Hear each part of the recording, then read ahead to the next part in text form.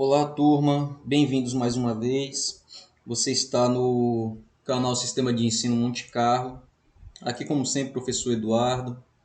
Hoje nós vamos dar prosseguimento ao nosso módulo de antiguidade e hoje nós vamos falar sobre os fenícios, tá?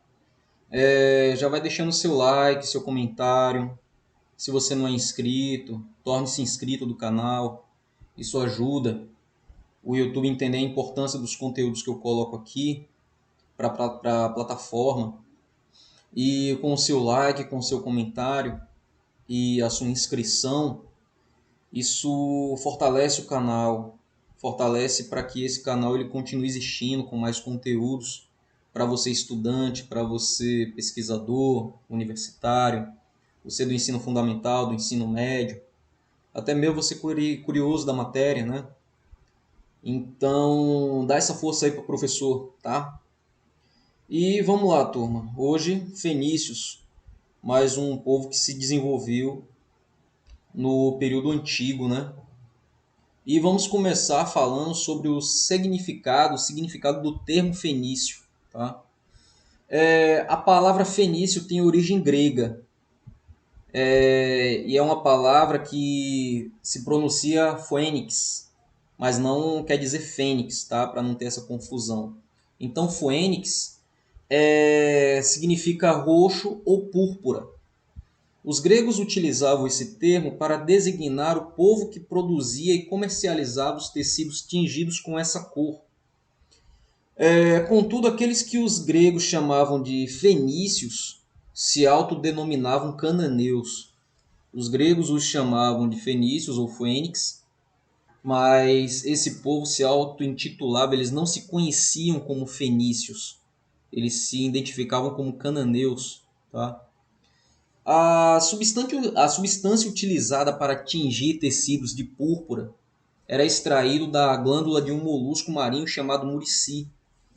E esse molusco ele é bastante comum na costa do mar Mediterrâneo. Para obter meio litro de tinta, era necessário mais de 60 mil muricis. Isso porque apenas algumas gotas de tinta eram tiradas de cada molusco. Tá? Então eles eram conhecidos como fenícios por conta do seu artesanato, por conta da sua produção, por conta da sua manufatura. E aqui eu tenho duas imagens, uma mostrando o que seria esse molusco, de onde ele extraía, né, a tinta roxa, e aqui dois vasos desse período, vasos de cerâmica branca com detalhe em azul. Então é por conta disso aqui que os gregos os identificavam como fenícios, como fênix, por conta do resultado do seu artesanato, que a sua matéria-prima de detalhe seria a tinta extraída desse molusco aqui. Tá? Então, passando da origem do nome fenício, vamos entender por que eles eram conhecidos como os comerciantes do mar. Tá? A princípio, a cultura fenícia ela começou a se desenvolver por volta do século XIV a.C. Eram povos de origem semita. Em vídeos anteriores eu já expliquei o que são os povos semitas, tá? E eles se estabeleceram em uma faixa estreita de terra entre o mar Mediterrâneo e as montanhas do atual Líbano. A região era uma área estratégica. Ela servia de passagem para importantes rotas comerciais ligando a Ásia Menor ao Egito e a Mesopotâmia ao Mediterrâneo. Então, da Ásia Menor ao Egito, era utilizada essa rota marítima, e da Mesopotâmia ao Mediterrâneo, da mesma forma, era a mesma rota. Tá? E as altas montanhas daquela região dificultavam o acesso dos fenícios ao interior do continente, e restringia a agricultura a uma parte pequena do território. Então eles não tinham muitos terrenos férteis, tá?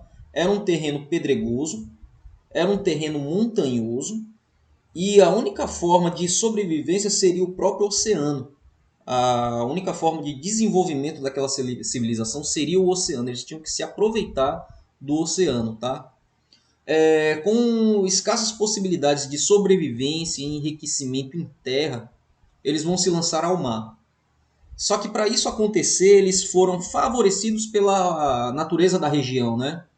Favorecido seria até contraditório, porque eles foram obrigados por conta daquele terreno ser pedregoso e montanhoso.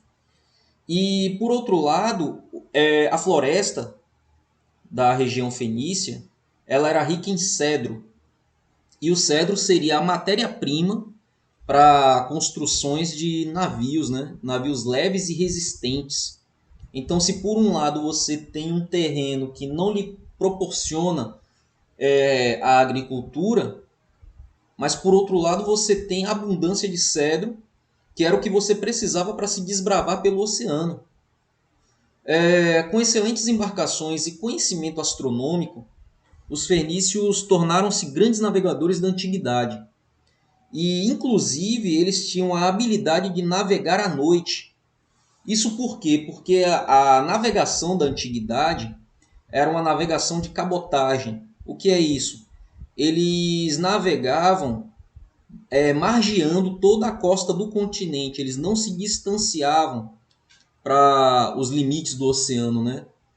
Porque o oceano ainda era desconhecido para eles, era perigoso, não tinha tecnologia suficiente, então toda a navegação eles se distanciavam até certo ponto, mas eles não perdiam a vista de terra. Aquilo ali era o ponto de orientação deles. Então a navegação à noite ela era impossível, mas com o conhecimento astronômico dos fenícios, isso possibilitou eles navegarem à noite, porque eles se guiavam pela estrela polar na constelação da Ursa Maior. Por isso essa estrela era conhecida no mundo antigo como a estrela fenícia, porque eles descobriram essa estrela e aprenderam a utilizá-la, né, como um ponto farol, um ponto guia para se locomover pelo oceano à noite. Além de hábeis navegadores e construtores de navios, eles também eram excelentes artesãos. Eles adquiriam matérias-primas por um preço muito baixo e com eles produziam peças que eram vendidas como um artigo de luxo, por conta do diferencial, né, daquela tinta azul do molusco murici. Então aquilo era um diferencial e era um produto que só tinha naquela região. Os fenícios produziam vidro, tecidos tingidos, joias, móveis em madeira, peças em marfim, perfume, objetos em metal. E esses produtos eram comercializados com diversos povos do mundo antigo. Atividade que possibilitou um grande intercâmbio cultural entre os fenícios e outras civilizações do período. Tenha sempre isso em mente. Eu tenho insistido nos vídeos anteriores a importância do comércio como engrenagem social, né? Que ela vai existir e perdurar ao longo de toda a história da humanidade. O comércio ele vai ser essencial até mesmo nos momentos de crise. Tá? As condições geográficas do território fenício, marcada pela presença de montanhas, contribuiu para a formação de núcleos urbanos isolados uns dos outros. Esse isolamento geográfico ajuda a explicar por que os fenícios não formaram um estado centralizado, como aconteceu, por exemplo, com o Egito. Grandes cidades se desenvolveram de forma independente. Apesar de compartilharem a mesma língua, a mesma origem, a mesma cultura, as cidades fenícias eram política e economicamente autônomas. Cada cidade-estado fenícia tinha o seu próprio rei, que acumulava funções políticas e religiosas. Existem até evidências históricas de que em algumas cidades o rei era auxiliado por um conselho de cidadãos. E como os comerciantes eram muito ricos, acredita-se que eles também exerciam algum tipo de influência no governo das cidades. Isso é plausível porque se você tem poder econômico, se você tem poder capital, se você tem poder investidor, então claro que você vai ter acesso às tomadas de decisão da sociedade para o bem do seu próprio comércio, né? Para o bem das suas próprias funções. Então, poder aquisitivo, poder de verba, né, de investimento, isso é de suma importância para uma sociedade. Isso já desde a antiguidade. As principais cidades fenícias eram Árado, Biblos, Berutos ou Beirute, Sidom e Tiro. Sidom e Tiro são as mais conhecidas porque são cidades citadas até mesmo nas histórias bíblicas. O território administrado por cada cidade incluía o núcleo urbano principal, algumas vilas menores, as áreas de cultivo e criação de animais, além das florestas, tá? De onde extraiu a madeira, porque sem ela não seria possível a construção naval. E as oficinas fenícias ficavam próximas aos portos, de onde suas mercadorias eram transportadas para diversas regiões.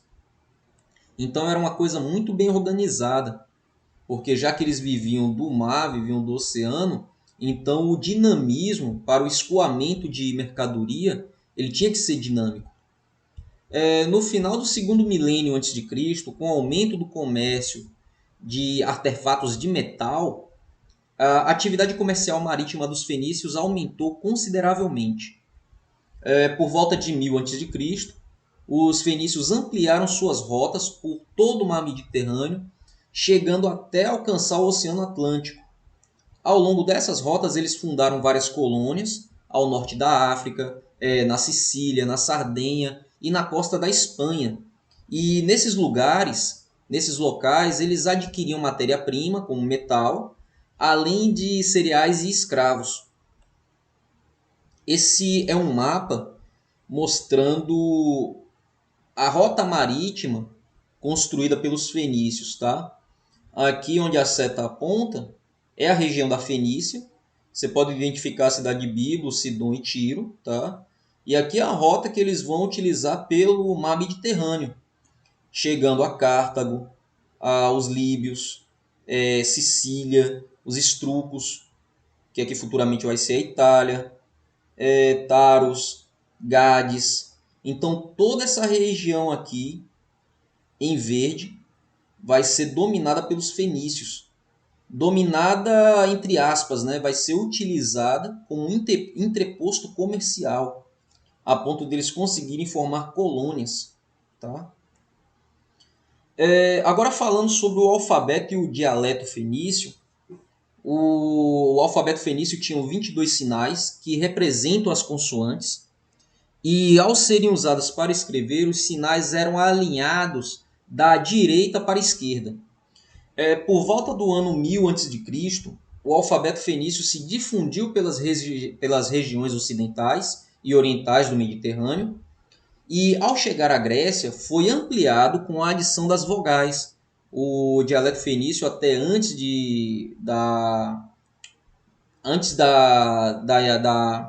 como é que eu posso dizer?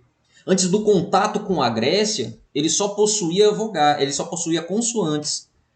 Mas com o intercâmbio cultural, a importância do intercâmbio cultural, a importância de conhecer outras culturas e agregar valor para a sua cultura própria, foi de suma importância, porque eles puderam ampliar até mesmo seu dialeto, né, ao introduzir as vogais utilizadas pelos gregos. Mais tarde, a combinação do alfabeto fenício com o grego e o estruco foi adaptado pelos romanos para desenvolver o alfabeto latino. Então aí você já percebe que o dialeto fenício ele já vai ser utilizado pelos romanos.